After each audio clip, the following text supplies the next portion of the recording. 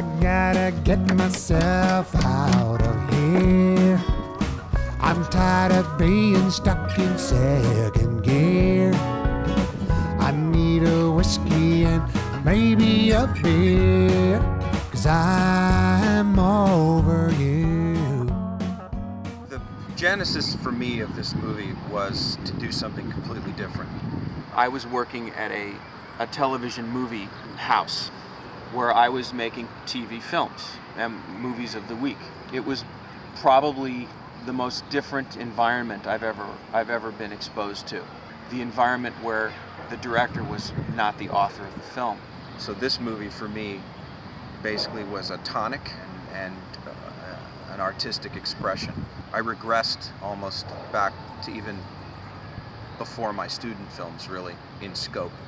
The Mojave phone booth was a phone booth, actually a functioning phone booth that, for some odd reason, Bell had kept open all these years.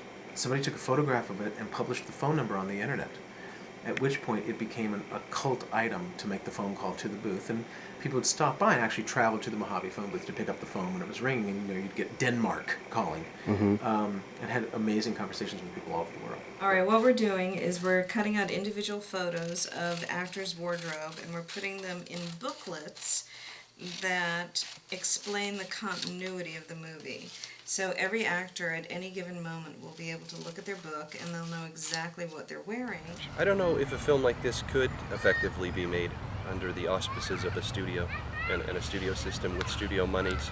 Because we started out with a somewhat restricted budget and restricted situation and abbreviated shooting schedule, we were forced to get very creative. And the idea of everyone in the crew and cast being a shareholder seemed the natural way to go, because what else, if someone's doing a favor for me by being in my movie or recording sound or shooting it or all this stuff that normally everyone gets paid for, how can I repay them other than just giving them love and thanks? Well, the only obvious way is to make them give them part of the pie. Everybody knew what they were getting into when they started this film.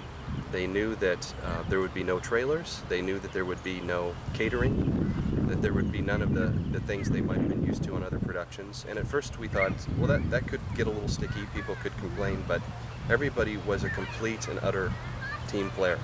The Mojave phone booth is a wonderful social statement about the power of and humanity that is caught on tape and ultimately purged and dispersed back into the universe. It's a gigantic recycling movie, actually, about numerous people and their conflicts and how they are sometimes memorialized, resolved, or unresolved through the use of audio and videotape. We empowered everybody with the knowledge that they were important and anything they did impacted the film. It was their film. So since it was their film and they stand to benefit from it, they took a greater interest in it, I believe. It was a fun experience. There was no pressure, and everybody had a vested interest in the final product, and I think it's going to show. I have faith.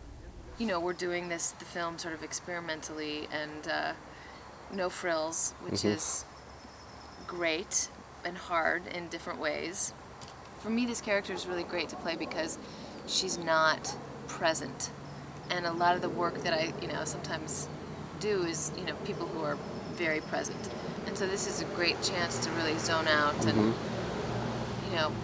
play in those gray areas.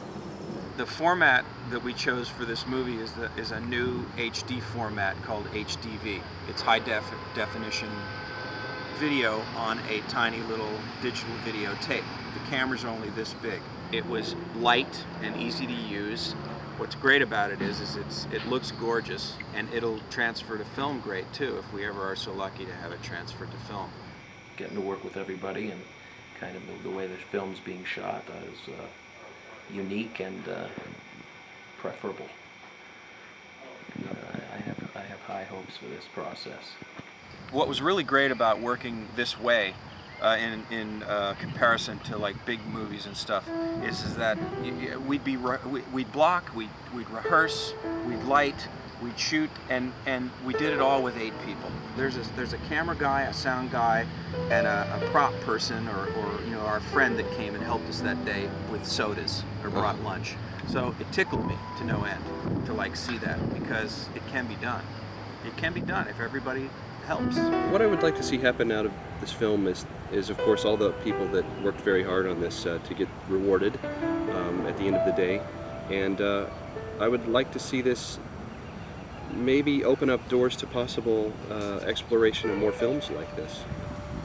I encourage anyone to make their own movie, however way possible, and not judge yourself in how you do it. Just make your film. Working with people that you know and like, and with the people they know and like, and everybody working for free because they feel confident about the material, how could that not be a positive experience? To be on a set with your friends, with professionals who all share in the same idea. And I just can't wait to do it again.